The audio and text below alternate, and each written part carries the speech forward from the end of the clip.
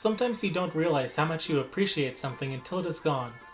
And for many Donkey Kong fans, this seems to be the case with K. Rool, the over-the-top crocodile villain the third DK faced off with regularly until Nintendo lost Rare to Microsoft. Upon losing Rare, Nintendo seemed lost with the franchise, and briefly tried to reboot it with gimmicky rhythm-based games with Donkey Konga, which helped pave the way for Guitar Hero to seize and rapidly destroy the plastic instrument party game genre, and continuing the rhythm games while ignoring the massive mythos Rare crafted in place of having DK fight alone against uninspired clones of himself in Jungle Beat. When these 4 games failed to even land in the top 30 GameCube games, Nintendo briefly tried bringing the Kremlings and Kongs back in a series of peg-climbing games which all sold well under 1 million copies for the popular Game Boy Advance and DS. When Rare was purchased, they were working on an ambitious successor to Diddy Kong Racing known as Donkey Kong Racing, starring all the past playable Kongs and Taj, and including many different kinds of land, aquatic, and aerial vehicles such as Rambies, Ellies, Zingers, and so on. Nintendo chose not to continue development on this game, instead reviving the concept much later on the Wii in a much different form, while Rare tried to transition the concept for Donkey Kong Racing into a racing platform adventure starring Saberman, until Microsoft killed the project, leaving the world without an awesome cartoony game that fuses the best of Banjo-Kazooie, GTA, and The Legend of Zelda. Nintendo's Donkey Kong Racer did bring an odd assortment of classic Kremlings, Kongs, and strange new Kremlings. These Kremlings, however, don't seem much like antagonists, instead taking on a Bowser role. This game didn't even make the top 200 bestsellers list for the Wii. Then Retro was given the reins of Donkey Kong, who many of the developers had worked with when part of Rare. This brought back Diddy Kong and Rambi, and no Kremlings. Instead, we got Tikis like we were playing Crash Bandicoot. So obviously this game didn't sell right. Nope, it sold great. And then we got Tropical Freeze and the return of Dixie and Funky. But no Kremlings. Just Vikings. It's likely the Kremlings stopped appearing very often in as villains due to Nintendo feeling strange about using characters created by Rare without Rare. Maybe Nintendo doesn't understand many of the characters created by Rare and is afraid they would portray them incorrectly. Like Tiny Kong. But what could be the reason lore-wise? This will require some theories and a recap of K. Rool's life. First, the dethroned king theory. Upon underestimating DK and Diddy, K. Rool returned to his home island to regroup. He then sent a small batch of Kremlings to capture DK. Thanks to Diddy and Dixie throwing a couple monkey wrenches in his plan, the Kremlings' home and source of limitless energy was destroyed and fell below sea level.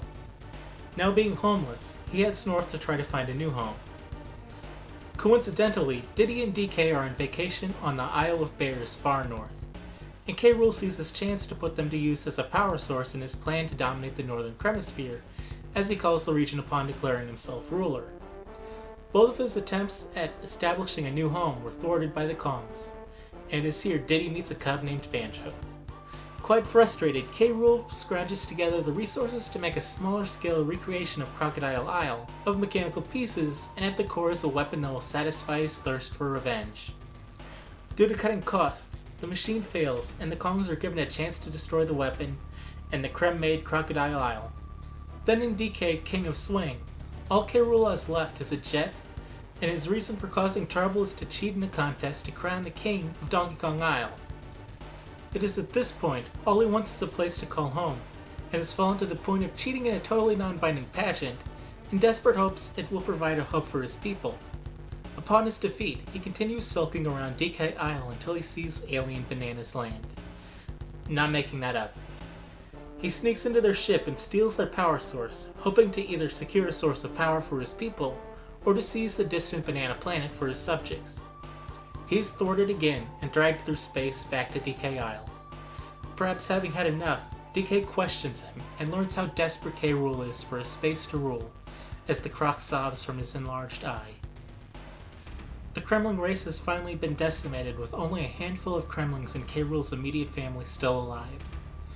Much to the other Kong's dismay, Donkey Kong shows sympathy and prepares a small area for the Kremlings if they agree to a truce. If they break the truce, Donkey Kong will show no mercy in making them extinct. And this is why their last appearance was racing alongside DK. Those few Kremlings are a large portion of what is left of K. Rool's once proud empire, and they live quietly in fear of being left homeless again. K. Rool is now the sovereign ruler of a few hundred yards of shore, but at least his wife, children, and remaining friends have a home. Furthermore, K. Rool was in no place to help against the Tiki or Snowmat threat, if he didn't perish during one of those assaults. This is a depressing theory. Luckily, I think this is the furthest from the truth, though we know he did lose his home regardless. Next is the King KK, bad name. The self-proclaiming king theory of a Kremling ruler who is bad with explaining his pure motives, like DDD. This theory explains several inconsistencies and answers an important question. Why did King K. Rool steal the bananas? The answer may be he knew his history. Deep within DK Isle rested a great evil, the Tikis. They had been sealed away, but K. Rool knew they would return, and on an island as rich with bananas as DK Isle, with a horde of bananas so close, the Tikis would become unstoppable. This is because bananas give the Tikis life and allow them to reproduce, and they happen to be waiting to return in the most banana-rich island. If they seized the horde DK had, the world would soon fall to the Tiki Empire. K. Rool, fearing this, did the only thing he could think of. He would steal the horde, distance it from the Tikis, and slowly dispose of it. He would also seek to make the Great Banana Glades high on DK Isle barren to prevent the Kongs from amassing another dangerous horde. Discussing the danger never crossed his mind. Upon DK stopping him and regaining much of his horde, K. Rool, having done great damage to the Banana Glades, returned with the plan to eliminate DK temporarily, while he disposed of the horde. This is why K. Rool never killed DK. He always planned to release him when his task was done. Yet Diddy and Dixie again prevented him from protecting the world. Now K. Rool reevaluated his plans, and sought to create a defensive position in the Bear Country. When the Tikis awoke, he would fiercely defend against their assault in a country free of bananas and banana birds. The rest of the world may fall, but the Kremlings will survive or die trying. To his dismay, two Kongs had come to the Bear Country. In a fit of fear, he ambushed Diddy and DK, and trapped them inside chaos. When this operation failed, he became very frustrated and sought to destroy the dangerous island. Still having a shred of kindness, he sought to capture the Kongs and keep them in a safe location. This however failed and left the Kremlings crippled. They would never be able to launch another large-scale assault. In desperation, he sought to seize control of DK Isle and destroy the bananas as its new ruler. Later, he saw alien bananas and feared the Tikis may be unstoppable if they secured their power source or captured their alien planet and committed genocide of the entire alien race, before taking every other planet. When confronted in his attempt to eliminate the danger of the alien planet, he professed his hatred of bananas.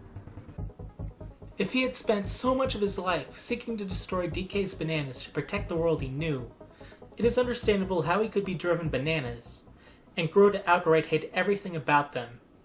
He failed again, and then the Tikis awoke, and the Kongs narrowly defeated them thanks to K. Rool thinning the bananas on DK Isle. King K. Rool did indeed save everybody despite being thwarted, and expressed his gratitude to DK. It was in this moment Ape and Crocodile understood each other's motives, and DK extended an olive branch in the form of an invitation to race, and for a time, peace between Ape and Reptile will be realized. Until K. Rool forgets to use words again. Or maybe the peace will last forever. Which theory do you prefer, or do you have your own crazy theory? Also, if you like this video, you may enjoy the one attempting to explain the Kong family. Thanks for watching this long video.